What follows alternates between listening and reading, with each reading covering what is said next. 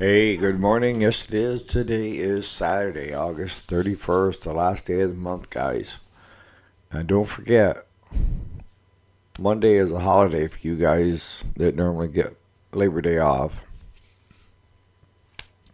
So I thought today we would talk about why, and how customer service, good or bad, can make or break a business. And some of the things that you thought were good customer service but really aren't.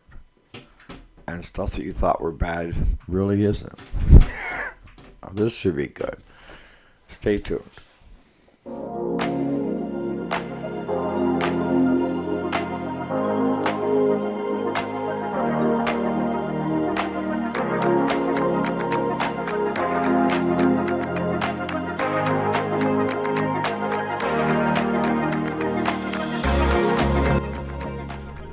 Alright, so welcome back to the channel. My name is Eric, and this is the weekend.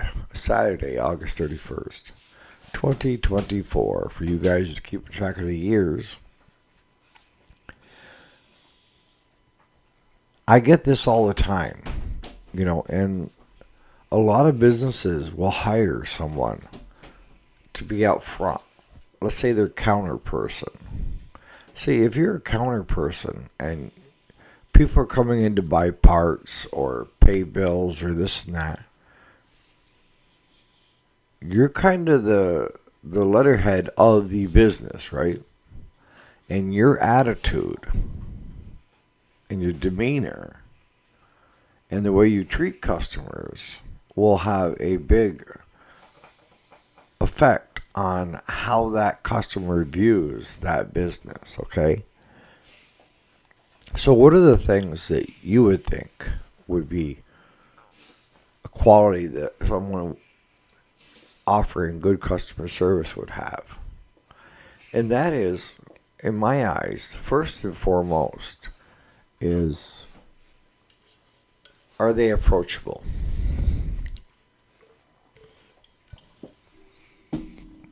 And you're thinking, what do you mean approachable?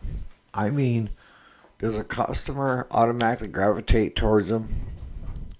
Or do they kind of hang back and wait for that person to say, next? See, I was in Price Chopper yesterday, and I could see the guy was getting overworked. He was in the meat department. He wouldn't even make eye contact. He'd come up to where I was next in line, and he's looking right past me and all the way up and down the other aisles hollering, next. And I'm standing right here. Now, all he had to do was just look at me because he knew I was next in line. He said, how can I help you? What can I do for you today, sir? Yeah, you don't even need to have sir, but, I'm old, so people should call me sir. Sir Eric, right? From England.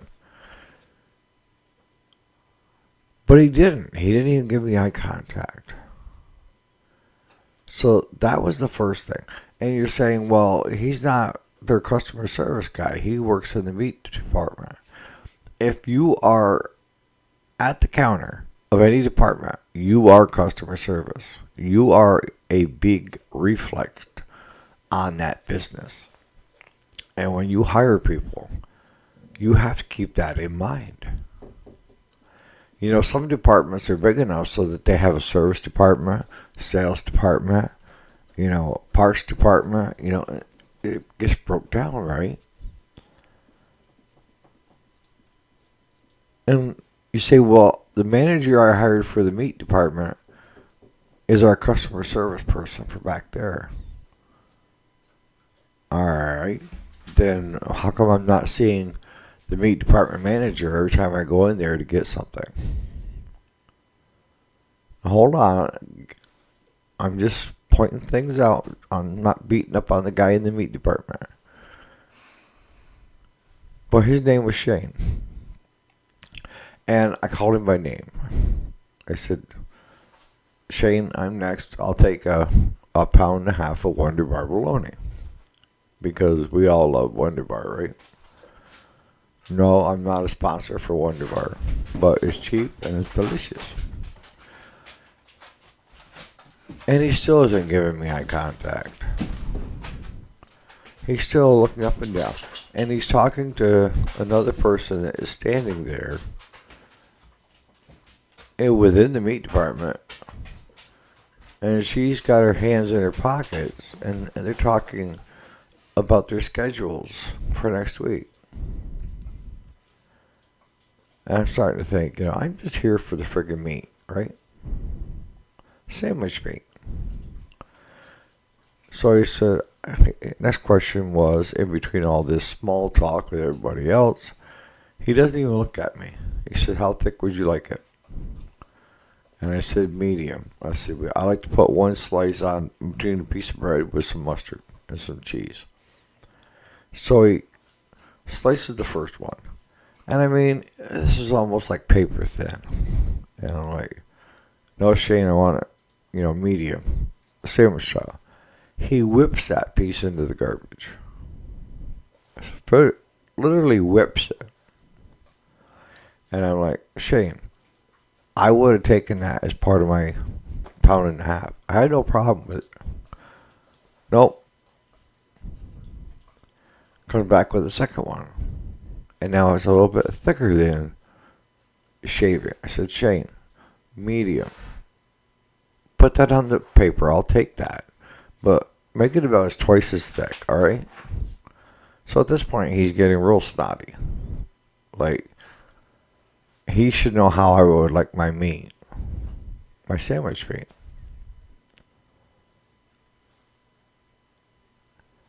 And he puts it in the bag, sets it on the counter, and hollers next. Doesn't even ask me if I want anything else, just next. So I thanked him, and I left. Is that good or bad customer service? See, it had a reflection on the business because I remembered it. See, so customer service, you don't remember either direction, right? It wasn't a good or a bad interaction with that company, right? Now let's roll back to the last week when I was in that meat department. And there was a younger man named Philip, he's black. Eye contact all the way.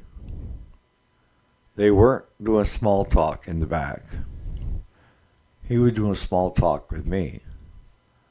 And he looked me right in the eye and he said, how can I help you? And I just like, so this is what I'm looking for, Philip. He says, super. He says, hold on a minute, let me grab this stuff. He went and sliced it, and he did the first slice, and I said, break the area just a little bit thicker. He says, not a problem. He didn't whip that one into the garbage. He kept the other one in his hand, which, by the way, is saving the supermarket money. And he was genuinely interested in having a visit with me. He wasn't talking schedule. It wasn't, backstabbing other employees within the department. And when he brought it up, he was cheerful. And he said, how can I help you? Is there anything else I can do for you? I said, no, that's super, Philip. And I like Philip because he's there quite a bit. So, and actually that was time before last, because the last time I walked in and he looked at me and he says, a pound or a pound and a half of Wonder Bars? Pound and a half. He says, gotcha. So that's the type of employee that you want in the front. Right?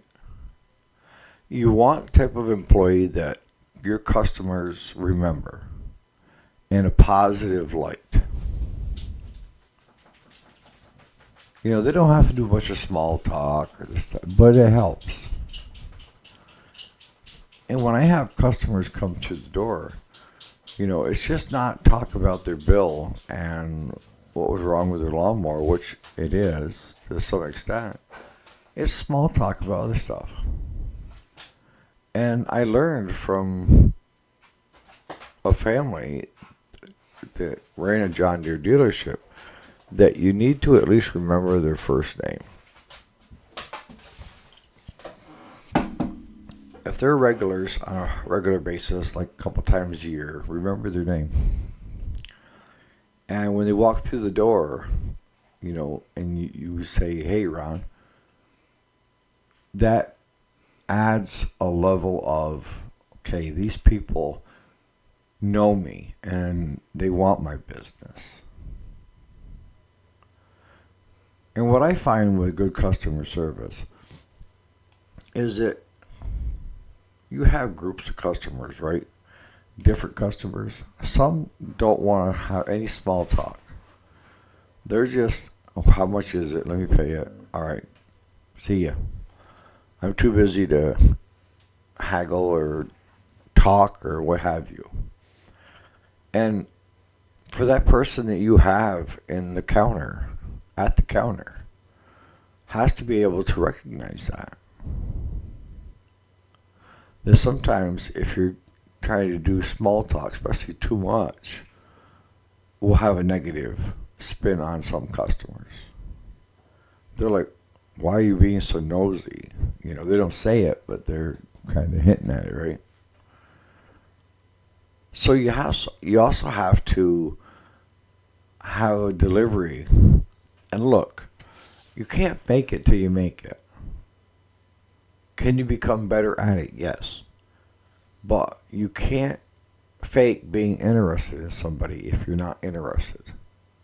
You can't take somebody and put them in customer service that will never become a good customer service person.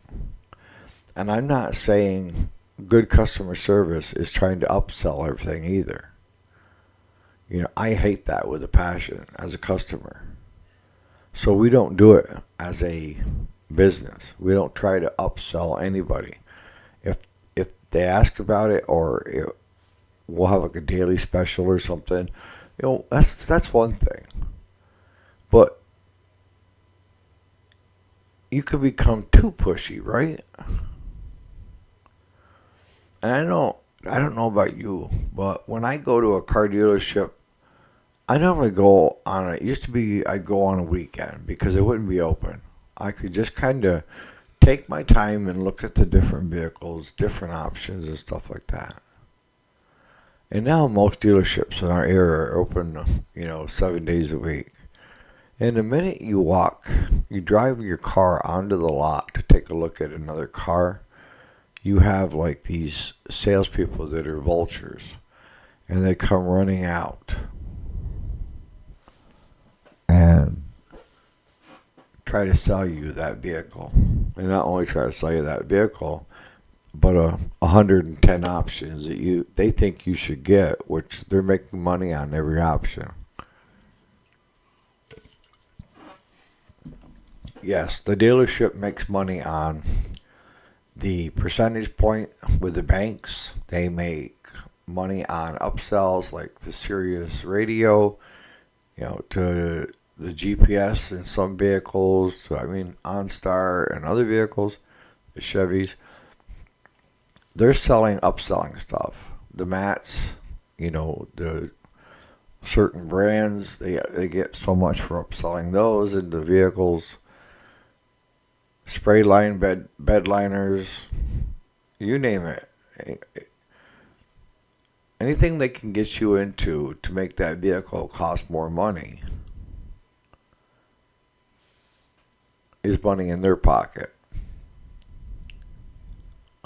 See, it used to be with a vehicle, you had a standard bare bones vehicle, all right? And the standard bare bones truck, I like my trucks, was a single cab, 3-seater, either a 3-speed on the column or a 4-speed on the floor, lockout hubs, and that's it. Now, if you wanted at that time to have power steering, automatic transmission, automatic lock-in hubs. Those were all options that you had to order. And what they would do is they'd show you the truck and then they show you the options you can get with it. And then you can order your truck. My brother-in-law used to do that every other year with his truck. He knew exactly what he wanted. And it wasn't usually one that you could find sitting on the lot in the color that he wanted. This. And he would go in and they would build him a truck. He may not get it for 2 or 3 months, but he got it the way he wanted it without having to suck it up buttercup on something that he really wanted in that truck. Now, if you try to get lockout hubs, standard transmission, that's actually more money than the automatics and the automatic lock-in hubs. Crazy, huh? So I'm going to start wrapping this up. But, when it goes back to the level of customer service, another example would be, you have somebody at the counter and you sell parts, lawnmower parts, what have you. Now, you have the person that is very approachable, looks you in the eye, and tells you what they think you want to hear. Doesn't do parts lookup that great or understand how parts are. And they get you the part, you pay for it, you go home, and you find out it's the wrong part. And now you got to drive all the way back because they gave you the wrong part. Okay, now that's going to leave a negative connotation, even though they're very outgoing. They're approachable. They give you eye contact, but they suck at trying to get you the parts that you need if you do your own repairs, right? Whereas, let's take another person. They're a little standoffish. They don't give a lot of eye contact. But they are great at parts lookup and finding what you need the first time. Now, which one is going to give you a better taste in your mouth at the end of the day? You would think the one that was approachable, right? But now you've got a negative connotation to it because now you're going back because they gave you the wrong part.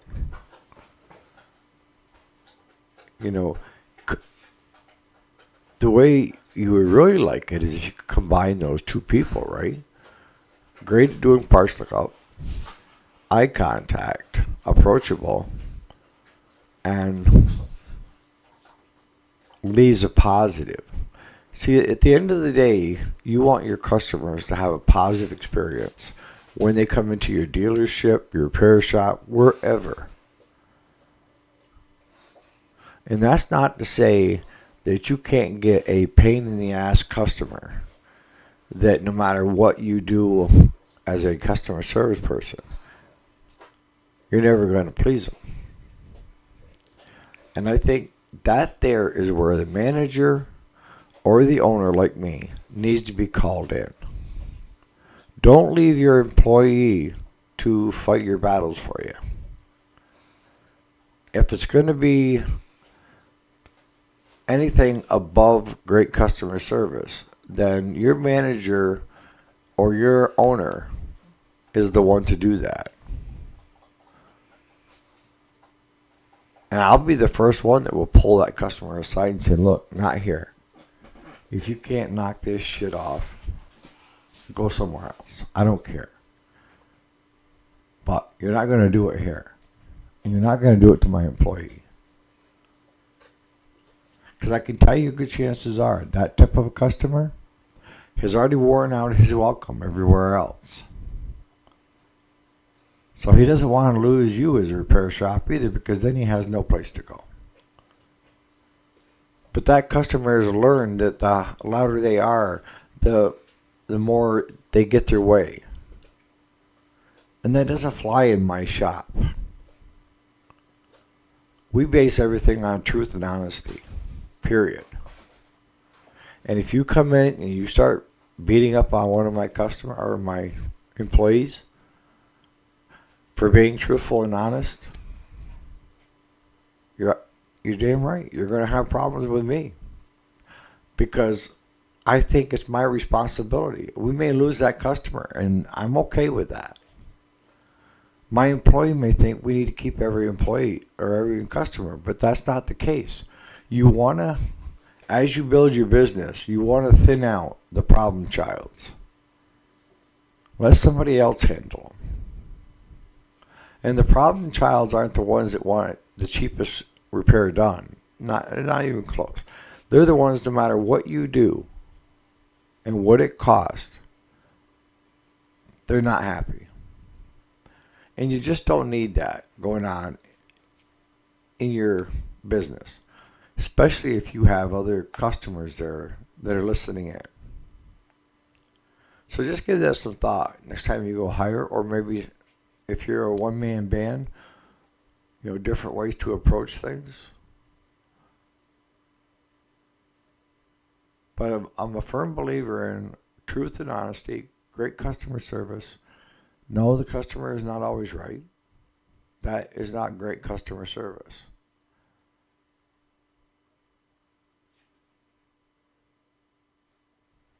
What do you think? How do you think? What traits do you think would make great customer service? So on that note, you guys enjoy your Saturday. It's gonna rain here till 8 o'clock tonight, so I'm not quite sure what I got going on yet today. Maybe going to pick up round bales. But on that note, you guys have a great day.